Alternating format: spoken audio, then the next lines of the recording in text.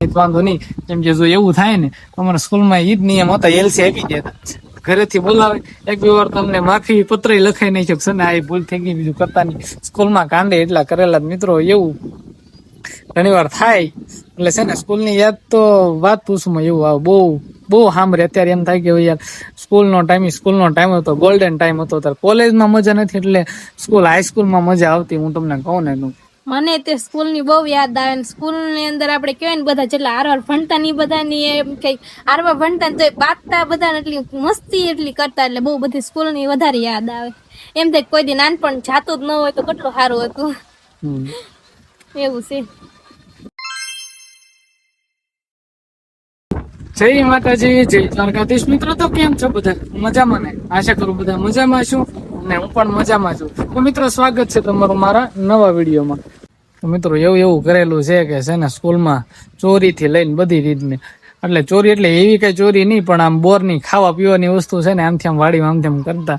પણ એ બાળપણનું હતું ને બધું, આમ બાળ બુદ્ધિ કહેવાય ને એ બધી બુદ્ધિ હતી, એટલે એ બધું બાળપણમાં થઈ ગયું. એટલે બહુ યાદ આવે આપણે એ વસ્તુને યાદ કરવી. અત્યારે હવે તો લગ્ન થઈ ગયા, એટલે કહેવાય કે એકલા હતા અને આમ બધી મોજ કરતા નહીં. એ લગ્ન પછી કે સ્કૂલની જે મોજ કરીને આપણે મોજ કરી ન હોય. સ્કૂલ ની બધાને કદાચ અમને નહીં પણ બધાને યાદ આવતી હોય જ છે સ્કૂલમાં. કેમ કે સ્કૂલના દિવસો તો આપણે એવા હોય છે કે યાદ ન કરવા છતાં યાદ થઈ જાય ને. હજી થોડાક ટાઈમ એટલે જેમ કે 5-6 વર્ષ પહેલા જ તે મારા સ્કૂલમાં હું મારા ટીચરને મળીને તે મારા ટીચર કે તું કેટલું ભણે, કે પછી ભણવા કાંઈ ગઈ હતી, આમ કહેવાનું મને આફોડા પડી જાય ને એવું થયું. કે મારે સર્ટી લેવા જવાની હતી, એટલા માટે પછી હું ના સ્કૂલે ગઈ હતી. આફોડા પડી જાય ને એવું થયું, કેમ કે મને સ્કૂલની એટલી યાદી આવતી હતી ને મારા ટીચર હામાં આવી ગયા હતા. ખુશ પણ હતી ને દુઃખી પણ હતી કે ટીચર હજી આવે છે. કેટલા વર્ષ પછી હું ગઈ હતી, 3-4-5 વર્ષ પછી સ્કૂલ મૂક્યા પછી. અમારે તો એ ક્યાં ને મને હમણાં વાત કરતી હતી કે સ્કૂલમાં તો મારે હાથ જ ભણવાનું, પછી કે મારે સ્કૂલ મૂક્યું કે ફેમિલી ની પરિસ્થિતિ હતી ને, એટલે કે આગળ ભણી ન હોય કે બાકી મારી ઈચ્છા હતી જ તે ભણવાની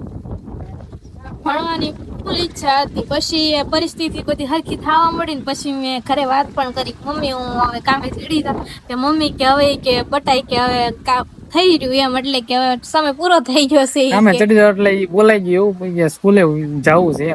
હા, એટલે સ્કૂલે જવું છે એમ મેં કીધું કે મારે સ્કૂલે પાછું બેય જવું છે. કામેથી તો હું પેલા કામે તો વહી ગઈ હતી, પછી કહેવાય ને કે થોડોક પછી ડાયરેક્ટ 10માની ને 12માની પરીક્ષા અત્યારે આવે છે ને દેવાની, તો મેં કીધું પેલા 10માની પરીક્ષા દઈ દઉં ને પછી 12માની દઈ દઈશ એમ.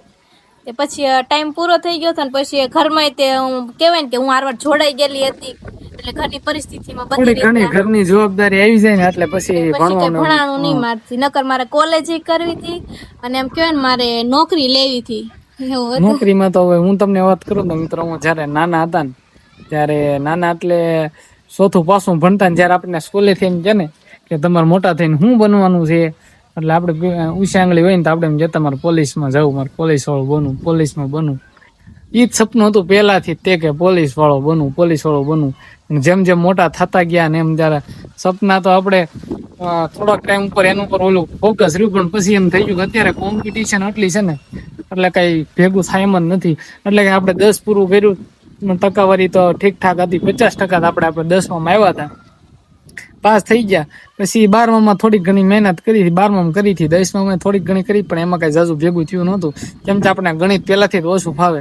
અને પછી આપણે 10 પાસ થઈ ગયા એટલે લઈ લીધું આર્ટ્સ, ને આર્ટ્સમાં પછી લગભગ 68% જેટલું મારે આવ્યું હતું 12માં. 12 પૂરું કર્યું પછી મેં કરી લીધી ડાયરેક્ટ અહીંયા ભાવનગરમાં કોલેજ મેં કરી, પણ કઈ રીતની પહેલું વર્ષ ને પહેલું સેમ જ કમ્પ્લીટ કર્યું, પછી ત્યાંથી તે ડ્રોપ આઉટ કરી નાખી, ડ્રોપ લઈ લીધું. એવું થયું એટલે કહેવાય ને કે હવે જેમ જેમ મોટા થતા જાય ને આપણને એમ થાય કે ભણશું, પણ ભણવામાંથી તે થોડુંક ઘણું ઘરની પરિસ્થિતિ એવી હોય કે પછી ભણવાનું મૂકવું પડે ને થોડોક ઘણું આપણે જેમ મોટા થતા હોય ને તમને રસે ઉઠતો જાય.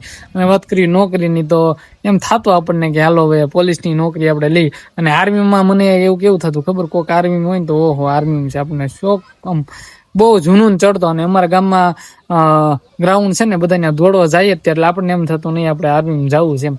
પણ પછી મારી હાઈટ હતી પહેલેથી કહેવાય ને જેનેટિક અમુક ને હાઈટ વધતી હોય તો વધે, નકર તો નહીં વધે. એટલે મારી પોલીસમાં હાઈટ મારી 1 સેન્ટીમીટર જેટલી, 1 ની 2 સેન્ટીમીટર ઘટી હતી.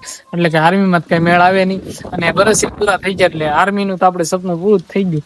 અને વાત રહી કોન્સ્ટેબલ, એમાંય 2 ઇંચ જેટલી આપણી હાઈટ ઘટી. પછી એમાંથી આપણે હરારી ગયા.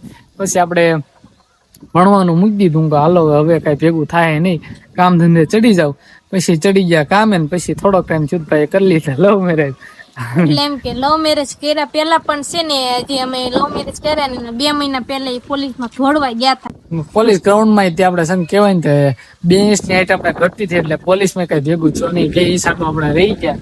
તો એવું બધું થાય ને પછી તો હું તમને કહું ને ગોળે કે લગ્ન ને એવું કરી નાખ્યું. રિલેશનશીપમાં હતા, આને કીધું ને કે લવ મેરેજ કરીને 2 મહિના પહેલા જ તે. એટલે હું રિલેશનશીપમાં હતો, આને ખબર છે. મારું ગ્રાઉન્ડ એવું જુનાગઢ ગયા હતા. એટલે એવું બધું હતું. એટલે કહેવાય ને કે પછી નોકરીની આપણે હાર માની લીધી કે હવે કઈ ભેગું થાય એમ નથી. હવે ગમે કરો કાંક પ્રાઇવેટ ધંધો કે ગમે કાંક અલગ જ કરવાનું છે. પછી અત્યારે તમારા સામે સેવી રીતે સોશિયલ મીડિયામાં થોડા ઘણા જોડાણ સેવી જેવું છે હવે. અને મારે તમે કેવાય નોકરીની વાત કરી તો મારે ડોક્ટર બનવું હતું, પણ કહેવાય કે હું ભણી જ નથી તો ડોક્ટર તો ક્યાંથી બને. હાથ જ ભણી, હાથે નથી ભણી, છ ભણી છે, હાથમાં આવી હતી.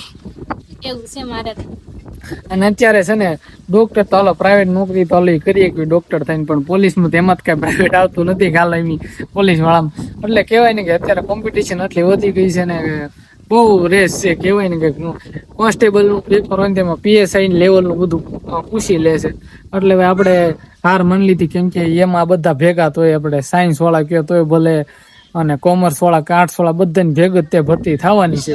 એટલે હવે આપણે હવે આમાં કઈ ભેગું થાય નહીં. એટલે નોકરીની આપણે ઓલી મૂકી દીધી અને કાંઈ નહીં, હવે થોડા ઘણા કામ ધંધે આપણે આવી દીધું. જો સોશિયલ મીડિયા ચાલો કરી દીધું છે બસ એવું છે. એટલે આવી એવી બાળપણની લઈને છે અત્યાર સુધીની તમને ક્યાંય જોવાની યાદ તમને કરાવી દીધી. આવું કરેલું છે. તમારે કઈ એવી બચપનમાં પ્રેમ છેલ્લો કે તમારું કઈ સપનું એવું હોય કે પૂરું ન થયું હોય એ તમે કોમેન્ટ કરી દેજો. આજે હું તમને વાત કરીને પોલીસ બનવાનું, એ આપણે સપનું થતું હોય, એ તો કઈ પૂરું થયું નથી. જોઈ સીવી આપણે આપણી મહેનત આપણે સોશિયલ મીડિયા ઉપર આવ્યો છે, મહેનત કેટલી કેવી રંગ લાવે છે. તો એવું છે બધું હવે. એટલે એમ કે સોશિયલ મીડિયા દ્વારા હવે અમે કોશિશ કરીશું કે ભલે અમે નોકરી, અમારે નોકરીની તો આશા મૂકી દીધી છે, પણ આગળ જતા હવે આમાં તો અમે મહેનત કરીશું. આપણે એવું કરવી તો વાંધો ન આવે. એ છે કઈ નહીં, તમારો સપોર્ટ રહ્યો જ છે ને આપણે તમારો સપોર્ટ ની જરૂર છે ભાઈ. સપોર્ટ કરતા રહેતા તો અમને એમ થાય કે નહીં હાલો આપણને કોઈક જોવા વાળું છે, આપણો વિડીયો કોઈક જોવે છે, આપણને કોઈક પસંદ કરે છે, એવું છે મિત્રો.